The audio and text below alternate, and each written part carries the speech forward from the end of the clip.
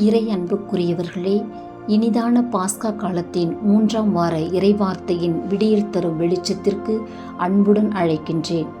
இன்றைய இறை வார்த்தைகள் இறைவனின் உடனிருப்பையும் வாழும் இறைவன் என்பதை கூறி நமக்கு நம்பிக்கையின் பயணத்தில் பயணிக்க அழைப்பு விடுக்கிறது. இன்றைய முதல் வாசகத்தில் திருத்துதர் பணிகளில் இயேசு உயிர்த்தெழுந்தார் என்பதை துணிவுடன் நாங்கள் சாட்சிகள் என்று திருத்துதர்கள் முழக்கமிடுகின்றனர். பேதுரு எழுதிய முதல் திருமுகம் முதல் அதிகாரத்தில் இறைமகன் இயேசு உயிர்த்தெழுந்ததனால் நாம் இறைவனிடம் நம்பிக்கை கொண்டு அவரை எதிர்நோக்கி வாழ அழைக்கிறது. இன்றைய நற்செய்தி லூகாஸ் 24:13-35 முடிய உள்ள இறை வார்த்தைகளில் எம்மாவுஸ் பயண அனுபவத்தை அளிக்கிறது. எருசலேம் அன்றைய யூதர்களின் புனிதமான இடம். அவர்களுக்கு இவைதான் உன்னத இறைவனின் உறைவிடம். இவ்வுறைவிடம் இயேசுவின் சீடர்களுக்கு சோகத்தை சொந்தமாக்கச் செய்து நம்பிக்கை இழந்த நிலையில் எம்மாவுஸ் பயணம் சோகமான பயணமாக ஆரம்பமானது. இயேசுவின் இறப்பு ஏமாற்றத்தை அழித்து விட்டதாக தங்களுக்குள் பகிர்ந்து கொண்டு நடைபயின்ற இவர்கள் இறைமகன் இயேசு முன்னர் அறிவித்த அறிவிப்புகளை புரிந்து கொள்ளாமல் அவர்களுக்குள் ஒன்றை எதிர்பார்த்திருந்தார்கள். இவர்கள் பயணிக்கும் தருணத்தில் இறை இயேசு உடன் பயணித்து அவர்களின் சோகத்தில் பங்கு கொள்கிறார். பின்னர் இறை வார்த்தைகளை பகிர்ந்ததாலும் அவர்கள் இயேசுவின் உடனிருப்பை உணர இயலவில்லை.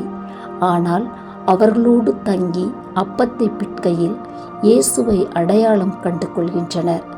நம் வாழ்வில் பயணம் பல நேரங்களில் சோகங்களாக அமைந்து அதில் பயணிக்கும் போது இயேசுவின் உடனிருப்பை உணர்ந்து கொள்ள இயல்வதில்லை. இயேசு பல வழிகளில் நமக்குள் செயல்பட்டாலும் நம் விசுவாச கண்கள் பல நேரங்களில் மறைக்கப்பட்டிருக்கின்றன. நாமும் நம் வாழ்வின் பயணமதில் திருப்பலியில் இறை வார்த்தை பகிர்தலும் அப்பம் பிடுதலும் நடைபெற்று கொண்டேதான் இருக்கின்றன. இதில் பங்கு பெறும் நம் உள்ளம் இறைவனின் அனுபவத்தால் பற்றி எரிகிறதா? இயேசுவின் உடனிருப்பை உணர்ந்து செயல்பட முடிகிறதா?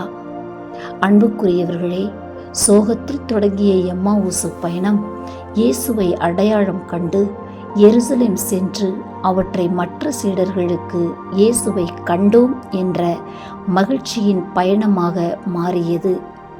நம் வாழ்வும் நம்பிக்கையால் உறுதிப்படுத்தப்பட்டு இயேசுவின் உடனிருப்பை உணர்ந்து அவரை மற்றவர்களுக்கு அடையாளப்படுத்தும் மகிழ்ச்சியின் பயணமாக மாறட்டும். இறை இயேசு நம் அன்பில் நம்பிக்கையுடன் நாம் பயணிக்க, நமது விசுவாசத்தில் நாம் உறுதிப்படுத்தப்பட்டு இறை அன்பை மற்றவர்களுக்கு அளிக்கும் கருவிகளாக செயல்பட முயல்வோம்.